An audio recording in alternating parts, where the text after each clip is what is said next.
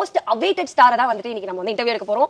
நடிப்பு அரக்கன் திவாகர் தான் நம்ம கூட இருக்காரு. எப்படி இருக்கீங்க? நல்லா இருக்கேன்ப்பா. டாக்டர் திவாகர் விட்டீங்க, டாக்டர் திவாகர் பிபிடி வெளில வந்து ஆனா நீ இந்த மாதிரி பேசுற பாத்தீங்களா, இந்த ஒரு யதார்த்தம் தான் உங்ககிட்ட பிடிச்சிருக்கு. சரி, உள்ள போனீங்க, ஒரு விஷயத்துக்காக போயிருப்பீங்க, இப்ப வெளியில வந்திருக்கீங்க இல்லையா? சரி, ஓகே, நம்ம உள்ள போன காரியம் நிறைவேறிச்சு அப்படின்னு உங்களுக்கு தோணுதா? உண்மைப்பா. நான் மெயினா உள்ள போனது காரணம் ஆக்டிங் ஸ்கில்ல வெளியில காட்டணும். பிக் பாஸ் போனது தான் என்னோட ஆசை. நீங்க வெளியில காட்டுறீங்களே, பிக் பாஸ் ஹவுஸ்ல வந்து காட்டுறப்ப இன்னும் நிறைய ரீச் ஆகும் இல்லையா? அந்த ஒரு ரீச்காக தான் போயிருக்கீங்க. உண்மை மேடம், கண்டிப்பா ரீச் ஆகும். ஆக்டிங் ஸ்கில்ல பிக் பாஸ் ஹவுஸ்ல இருந்து பண்றதுக்கும் வெளியில ரீல்ஸ்ல பண்றதுக்கும் சின்ன டிவி சேனல்ல பண்றதுக்கும் இது 42 எபிசோட் வரதுக்கு வித்தியாசம் இருக்கு இல்லையா? பிக் பாஸ்ன்றது ஒரு பெரிய சேனல். 42 எபிசோட் நீங்க வந்திருக்கீங்க, உங்களுக்கு தெரியுமா? மேக்ஸிமம் கண்டிப்பா வந்திருப்போம் மேடம். அந்த ஒரு கான்ஃபிடன்ஸ் இருக்குல்ல, அது நிஜமா உங்ககிட்ட இருந்து நாங்க கத்துக்கிட்ட ஒரு விஷயம். உங்ககிட்ட நிறைய क्वेश्चंस வந்து மக்கள் கேட்கணும்னு நினைச்சிட்டு இருந்த क्वेश्चंस தான் நான் என் சைடுல இருந்து கேட்க போறேன். சரியா? நீங்க உள்ள போன உடனே வந்துட்டு நீங்க நினைச்சிருப்பீங்க நான் இத்தனை நாள் இருப்பேன் அப்படின்னு. இப்ப வெளியில வந்த உடனே அது ஃபுல்ஃபில் ஆயிடுச்சா? அந்த நாட்கள்லாம் ஃபுல்ஃபில் ஆயிடுச்சா? நான் உண்மையா சொல்றேன்ப்பா. நான் நினைச்சு போனது ஒரு 60 நாள் இருப்போமா, அப்படி 60 நாள் தாங்குமான்னு நினைச்சேன். இல்லையே, உள்ள நீங்க நான் வந்து டைட்டில் வின் பண்ணுவேன்னு சொன்னீங்களே. அப்படி சொல்லவே இல்ல. ஃபர்ஸ்ட் டே பிக் பாஸ் கேக்குறப்பே எல்லாரும் எவ்வளவு நாள் இருப்பீங்கன்னு சொல்லுங்க. நான் 60 நாள் தான் சொன்னேன். 60 நாள் தான் சொன்னேன். என்ன ரீசன்ஸ்னா, இப்ப மத்தவங்க எல்லாம் ஒரு கமிட்மெண்ட்ல வர்றாங்க. இன்னொரு கமிட்மென்ட்க்கு அவ்வளவு நாள் என்னால 100 நாள் இருக்க முடியாதுப்பா. கிளினிக் வச்சு ரன் பண்றேன், இன்னொரு டாக் வளர்த்துட்டு இருக்கேன். அது போக இப்பதான் கொஞ்சம் சோஷியல் மீடியால பயங்கர வைரல் ஆகி கொஞ்சம் சில பட வாய்ப்புகள் வந்துட்டு இருக்கு. அது போக பெருசா எனக்கு கேம்ஸ் காலேஜ் ஸ்கூல்ல எல்லாம் வந்து பாத்தீங்கன்னா பெஸ்ட் அவுட் கோயிங் ஸ்டூடண்ட், நல்லா படிப்பேன். கேம்ஸ்ல சுத்தமா இன்ட்ரெஸ்ட் கிடையாது. ஒவ்வொருத்தங்க ஒரு மாதிரி இருப்பாங்க இல்லையா? கல்ச்சரல்ஸ்ல வந்து பாத்தீங்கன்னா பேச்சு போட்டினா ஃபர்ஸ்டா இருப்பாங்க, நாடக போட்டினா ஃபர்ஸ்டா இருப்பாங்க. சோ அந்த மாதிரி ஆக்டிவிட்டீஸ் நமக்கு நல்லா தெரியும். கேம்ஸ்னா பெருசா இன்ட்ரெஸ்ட் எடுத்து போய் இந்த கேம்ஸ்னால தான் நீங்க வெளில வந்தீங்க நீங்க நினைக்கிறீங்களா? கேம்ஸ்ல வந்து பெருசா நம்ம வந்து பார்ட்டிசிபேட் பண்ணல. டாஸ்க்னால தான் அந்த மாதிரி. ஏன்னா பிக் பாஸ் பொறுத்த வரைக்கும் மெயினா டாஸ்க் போயிட்டு இருக்கு இல்லையா? டாஸ்க்கு ஒரு மெயினான ஒரு சிச்சுவேஷன் இருக்கு. அதையும் தாண்டி ஒரு இண்டிவிஜுவல் கேரக்டர் நம்ம நடிப்பு வந்து ஆல்ரெடி 40 நாள் பார்த்துட்டாங்க இல்லையா? சோ அதனால மக்களுக்கு வெளியில ஒரு 1000 நாள் வேற பார்த்துட்டாங்க ஆல்ரெடி. அத வேற நீங்க உள்ள போய் ஒரு 40 நாள் இல்ல ஆக்டிங்கையும் தாண்டி ஒரு சில நம்மளோட இண்டிவிஜுவல் கேரக்டர் காமிச்சிருக்கோம். எல்லாமே காட்டிருக்கீங்க. பட் ஆனா நீங்க வெளியில வந்திருக்கு டாஸ்க் தான் காரணம் நீங்க நினைச்சிட்டு இருக்கீங்க. என்ன மாதிரி இருக்கலாம். பட் என்னோட வந்து கேம்ஸ்ல பெருசா நான் பார்ட்டிசிபேட் பண்ணல. அது ஒரு உண்மையான ரீசன் வந்து. இப்போ நீங்க வெளியில வந்துட்டீங்க. இப்போ உங்களுக்கு வந்து ச்சே பிக் பாஸ் வீட்ல நம்ம இருந்திருக்கலாமோ அப்படின்ற ஃபீலிங்ஸே கிடையாதா? இன்னும் இருந்திருக்கலாம், இன்னும் ஒரு கொஞ்ச நாள் இருந்திருக்கலாம். நீங்க சொன்ன 60 நாளே வேற இன்னும் முடியல. நம்ம 60 நாள் டார்கெட் பண்ணி 40 டேஸ் இருந்து எனக்கு பெருசா தான் தெரியுது மேடம். 12 மந்த்ஸாவே நம்ம லைஃப் ஸ்டைலே மாறி போச்சு. இப்போ இவங்க எல்லாம் வந்து ரொம்ப நாளா ட்ரை பண்ணி professional actor, director, wife, director இப்படி பட்டால் பிக் பாஸ் வராங்க. பேசிக்கா வந்து நான் ஒரு pure doctor. But school life, college லைஃப்ல நல்ல ஆக்டிங் அப்படின்னு வந்து படிப்பு முடிச்சதுக்கு அப்புறம் கிளினிக், வீடு, பேஷண்ட், டிவின்னு ஒன்னு பாக்குற விஷயமே இருக்காது நமக்கு. அந்த மாதிரி ஒரு செட்டப்ல இருந்து ஒரு 11 மந்த்ஸ்ல சோஷியல் மீடியா நான் ஆக்சுவலா நார்மல் பட்டன் போன்ல இருந்து ஆண்ட்ராய்டு மொபைல் வாங்குனதே 2021 அப்புறம் தான். சோ அந்த மாதிரி சிச்சுவேஷன்ல வந்து பிளான்ஸ் இன்ஸ்டால் பண்ணி இவ்வளவு தூரம் வந்து பிக் பாஸ் வந்து உங்களோட பையன வீடியோ தான் போட்டு காமிச்சாங்க. நீங்க அததான் திருப்பி மறுபடியும் எங்களுக்கு இல்ல சொல்றேன். அப்படி இருந்துட்டு நான் வந்து ஒரு 40 டேஸ் வந்து எனக்கு ஒரு ஹாப்பி தான். உங்களுக்கு ஹாப்பினா எங்களுக்கு ஹாப்பி தான். ஓகே, இப்போ வந்து திவாகர் அண்ணா கிட்ட வந்து இப்போ கொஞ்சம் சீரியஸான क्वेश्चंसலாம் கேட்கறேன். என்னன்னா திவாகர் வந்துட்டு என்ன பிரச்சனைனா, ஏதாவது ஒரு சண்டை வந்தாலே வந்து உன் தகுதி என்ன, உன்னுடைய தராதாரம் என்ன அப்படின்ற கேள்வி வந்து நிறைய வருது. உங்களை பொறுத்த வரைக்கும் தகுதி அப்படினா என்ன? சூப்பர் क्वेश्चन பா. ஏன் அந்த வார்த்தையை யூஸ் பண்றேன்? நான் क्वेश्चन பாராட்டலாம் தராங்க.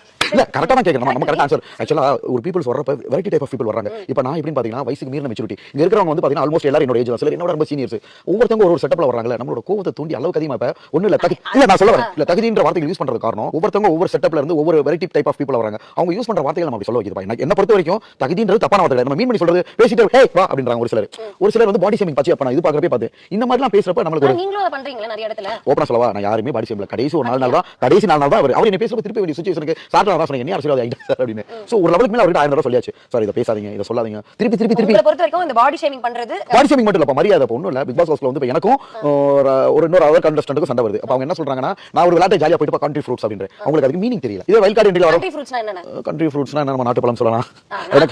அப்படின்றது வந்து உங்களுக்கு சாதாரணமா இல்ல. இப்ப வா போ நீன்றதுமே ஒரு சிலருக்கு சாதாரணமான வார்த்தை தானே. இப்ப நீங்க ஒரு அப்படி அதுக்கு முன்னாடி அவங்க ரெஸ்பெக்ட் கொடுப்பாங்க. ஏதோ சண்டை நோட்டம் டக்குன்னு மாதிரி பேசுறாங்க. அப்ப நீங்களும் வார்த்தை விடுறீங்க. அவங்க நல்லா என்னோட இதெல்லாம் கவனிச்சு பாருங்க. அவங்க பேசுனதுக்கு அப்புறம் தான் நான் பேசிருப்பேன். நான் வெளிய போய் யாருமே சண்டை எடுக்க மாட்டேன். நான் ஒரு இடத்துல உட்கார்ந்து ரீல்ஸ் நினைச்சிட்டு இருப்பேன். பின்னாடி இருந்து சிக்னல் பண்ணுவாங்க. அதுக்கு அப்புறம் அந்த ஆய் டச் படுத்துறதுக்கே பாருங்க ஒருத்தர் வந்து பேசுறாரு. சோ அவங்க எல்லாம் வந்து பேசுறப்ப நம்ம திருப்பி பேச வேண்டிய கட்டாயத்துக்கு ஆளாக்கப்படுறோம்ல. அது ஹியூமன் பீயிங் தானே. நீங்க எப்படி இருக்கீங்க, எவ்வளவு பெரிய ஆளா இருந்தாலும் எவ்வளவு பெரிய எஜுகேட்டடா இருந்தாலும் அவங்க எப்படி ரெஃப்ளெக்ட் ஆறாங்களோ அது பண்ணி தான் பக்கத்துல ரெஃப்ளெக்ட் ஆவாங்க. பேசிட்டு ஏய் வா போனாங்க. நார்மலா பேசுறப்ப வேற நம்ம ஒரு விஷயம் அப்படி பேசுறப்ப அது ஒருத்தவங்க கீழ குறைக்கிறப்ப ஏப்பா நான் சொல்றேன் தகுதின்ற வார்த்தை ரொம்ப பெரிய வார்த்தை. ஓபனா சொல்லுங்க. இல்ல நீங்க ஓபனா சொல்லுங்க, க்ளோஸ்ல கூட சொல்லுங்க. அந்த தகுதின்ற வார்த்தை ரொம்ப பெரிய வார்த்தை. ஒருத்தங்க நம்ம தகுதி தராதாரம்னு பேசும்போது நம்ம அவரை மட்டும் இல்ல அவருக்கு பின்னாடி முத கொண்டு நம்ம ஒருத்தவங்க நம்மள வந்து ரொம்ப ஒரு இதா பேசுறப்ப நீங்க என்ன வேணா பேசுங்க, அது பிரச்சனை கிடையாது. அவங்க வார்த்தைகளை விடுறப்ப நம்ம வந்து திருப்பி கட்டாரத்தை பேச முடியாது. இதுதான சொல்றோம். இப்போ உங்களுக்கு வந்து என்ன தகுதி எல்லாம் இருந்தா இப்ப திவாகர் கூட சண்டை போடலாம் அப்படின்னு நீங்க அப்படினா பேசிட்டே இருக்கறப்ப அவங்க வார்த்தை விடுறாங்க. இல்ல நீங்க சொல்லுங்க பாயிண்ட் 1 இந்த தகுதி இருக்கணும், ரெண்டாவது இந்த தகுதி இருக்கணும் அப்படி சொல்லுங்க. அப்படி தகுதி சொன்னீங்கன்னா நாங்க அது என்னன்னு தெரிஞ்சு போன்றதுக்காக ஆக்சுவலா அந்த மாதிரி தகுதி நடா ஒருத்தவங்க இப்ப நார்மல் கான்வர்சேஷன் நம்மளே பண்ணிட்டு இருக்கோம், வேற ஒருத்தவங்க பண்ணிட்டு இருக்கோம். அவங்க ரொம்ப வார்த்தை விடுறப்ப நம்ம வந்து திருப்பி அவங்கள அந்த வார்த்தையை திட்ட முடியாது. நான் என்ன சொல்ல வரேன்றது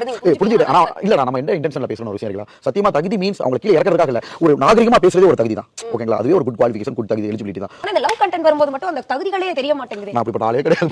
நீங்க சாப்பிட்டு பாருங்க. இப்ப ஒண்ணும் இல்ல, ஒரு பொண்ணு தகுதி நாங்க ரெண்டு சண்டை போடலாம், அந்த பொண்ணு என்ன சாப்பிட முடியல தள்ளி வச்சுக்க. நான் அப்படி பாக்குற ஆள் கிடையாதுப்பா. சண்டன் வரப்ப அந்த மாதிரி வார்த்தைகளை விடுறப்ப நம்மளால தாங்க முடியாது. அது விட்டுங்க, நம்ம முடிச்சிட்டு இருக்கோம். நான் அடுத்து என்ன கேக்குறேன்னா, இப்ப பொண்ணுங்க கிட்ட வந்து நீங்க போய் ஹாய் அரோரா, ஹாய் பார்வதி அப்படிலாம் கேக்கும்போது மட்டும் அந்த தகுதின்ற ஒரு விஷயமே வர மாட்டேங்குது. ஜெனரலா வந்து நம்ம அந்த தகுதி எலிஜிபிலிட்டி யாத்தி பார்த்து பழகலப்பா. சண்டையில அவங்க வார்த்தைகளை விடுறாங்க. அப்பதான் நம்ம யூஸ் பண்றோம். ஒரு வார்த்தை தகுதின்ற வார்த்தை விட்டு அப்படி தான் விடுறோம். ஓகேங்களா? அதுவுமே தப்பான இன்டென்ஷன்ல பேசவே இல்ல. எதிர்த்தரப்புல இருக்காங்க வார்த்தைகளால கொட்டுறாங்க. அவ்வளவு கடினமா என்னால பேச முடியல. அப்ப ஏப்பா ஆமா அதுக்கு உங்களுக்கு ஒன்று தெரியுமா, நீங்களும் கானா வினோதனும் சேர்ந்து நிறைய விஷயங்கள் காமெடியா பண்ணதெல்லாம் நாங்க எல்லாம் ரசிச்சோம்.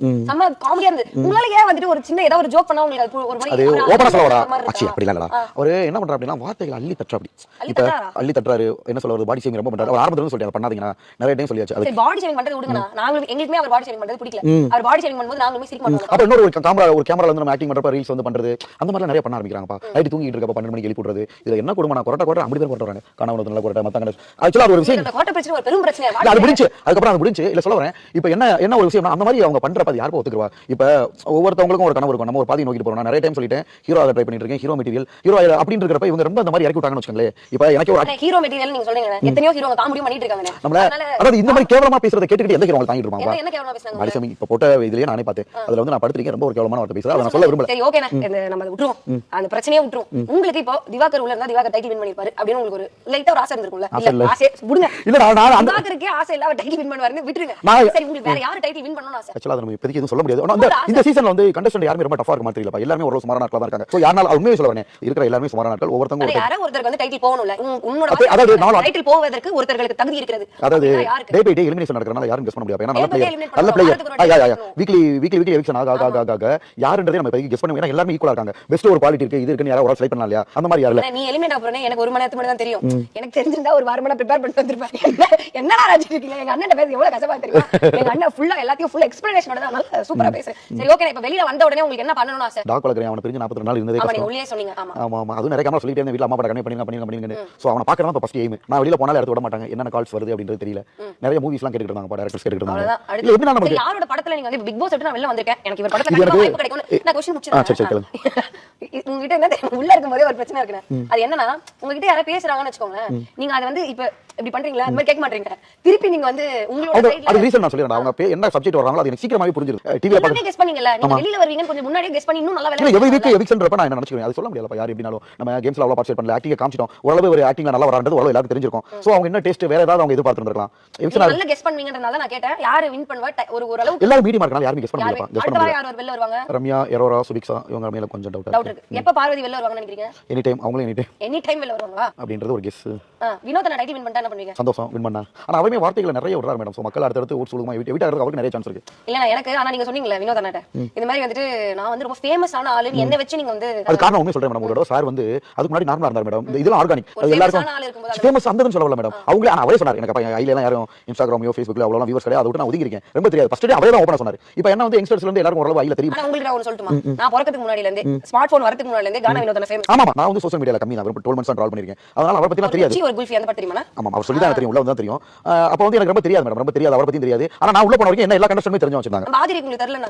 நல்லா நீங்க வர்றீங்க தெரியுமே சொல்லிருக்காங்க. நோட் பண்ணி பாருங்க. இதுவரைக்கும் நீங்க வர்றீங்க மாதிரி அப்ப நீங்க சும்மா சொல்லிருக்கீங்க. அவங்க இதுல சொல்லி என்ன கடைசி நாள் விட்டுட்டு போறப்ப ஒருத்தவங்க பத்தி பேசுறாங்களே. நீங்க வர்றீங்க 15 நாளுக்கு முன்னாடி எனக்கு தெரியும் நான் சொல்லிச்சு. இல்ல ச்சே எங்க அண்ணன் எல்லாம் உலகம் இல்ல அது தமிழ்நாடு மக்களுக்கே உங்களுக்கு தெரியும். நீங்க தமிழ்நாடு மக்களுக்கு சொல்வீங்களே. தமிழ்நாடு மக்களே நீங்க வந்து உங்களுடைய நடிப்பா இதுக்கு அப்புறம் யார் இருக்காங்க சொல்றதுக்கு? ஆக்சுவலா நான் தான் கேமரா வெண்டர்ஸ் எடுத்து போய் ஒரு கேமராவா பேசுவேன். ஆனா கேமரா திரும்பிச்சே இந்த வாட்டி. இந்த 3 நாளா தான் திரும்பிச்சு மேடம். பாத்தீங்களா? ஆனா அப்பயும் நீங்க விடல அந்த கேமராவை. நீ எப்படி திரும்புவ? ஜூம் போய் அதுதான் மேடம். அதனால நீங்க வந்து விடாம கேமரா லவ் பண்ணிருக்கீங்கன்னு சொல்ல வரேன் நான். ஆமா மேடம். போய் நம்ம விஷயம் நம்ம தான் பேசுறது ஆக்டிங் பண்றது. நான் நினைச்ச இத அச்சீவ் பண்ணிட்டேன் மேடம். ஒருத்தர் பேர் சொல்றேன். இவங்க கிட்ட இதுதான் ஒரு மிஸ்டேக். இது இல்லனா இவங்க டைட்டில் வின் பண்ணிடலாம் அப்படி சொல்றீங்களா? ஒருத்தர் கேளுங்க. பார்வதி அடிங்க பட் அடிங்க. சண்டை அதிகமா போறனால அது சில நேரங்கள்ல பிளஸ் இருக்கும் சில நேரங்கள்ல மைனஸ் இருக்கும். சண்டை போடாம இருந்தா பார்வதி வின் பண்ணிடலாம். சண்டை பர்செப்ஷன் அந்த மாதிரி ஃபோர்ஸ் சரி மேடம். ஆமா சபரி பொறுத்த வரைக்கும் நல்ல பையன் மேடம். பட் ஒரிஜினாலிட்டி காட்டல. கனியா அவங்களுமே சேம் மேடம். சமையல் கட்ட நல்லா பாத்துக்கறாங்க. உங்களை யாரையும் நல்லா பாத்துக்கறீங்களா? சரி அப்படி இல்ல மேடம். அத தாண்டி அட்ராக்ட் பண்ணி வின் பண்ற லெவல் அவங்களுக்கு கிடையாது. வியானானா டைட்டில் வின்னர் லெவல் போற லெவல் வியானா வரது கொஞ்சம் கஷ்டம் தான் மேடம். கஷ்டம். Arora tough madam. கம்ருதீன் விட்டு பாருங்க. கம்ருதீன் நல்ல பிளேயர் மேடம். நல்ல பிளேயர். பட் கேரக்டர் இதே மாதிரி மாத்தி போனார்னா ஃபைனல்ல முடிய போக சான்சஸ் இருக்கு. கேரக்டர்னா டக்குன்னு கோபப்படுறது வார்த்தை ஓடுறது அப்படி அந்த மாதிரி பண்ண கூடாதுன்னு சொல்றீங்க. வினோத் வந்து மேடம் கேம்ஸ் இதெல்லாம் நல்லா வராரு மேடம். இண்டிவிஜுவல் கேரக்டர்லாம் மாட்டோம் அப்படி. ரஜன் இப்பதான் மேடம் வந்திருக்காங்க. அவங்கள பத்தி கொஞ்சம் தான் அப்சர்வ் பண்ணிருக்கோம். சாண்ட்ராக்கா வின்னிங் லெவல் போறது கொஞ்சம் கஷ்டம் மேடம். திவ்யா லாங் ஸ்டேவா இருப்பாங்க. பட் ஃபினாலே போவாங்களான்றது தெரியல மேடம். சரி ஓகே உங்ககிட்ட வந்து அடுத்ததா கடைசியா எனக்கு ஒரே ஒரு क्वेश्चन கேட்டா நம்ம முடிச்சுக்கலாம். எவ்வளவு ஃபாலோவர்ஸ் வந்திருக்கும்னு நினைக்கிறீங்க உங்களுக்கு? அதுவும் தெரியல மேடம். ஒரு 2-3 மில்லியன்ஸ் போயிருக்கும். சும்மா கெஸ். அதனால எனக்கு உண்மையை சொல்ல வரேன்.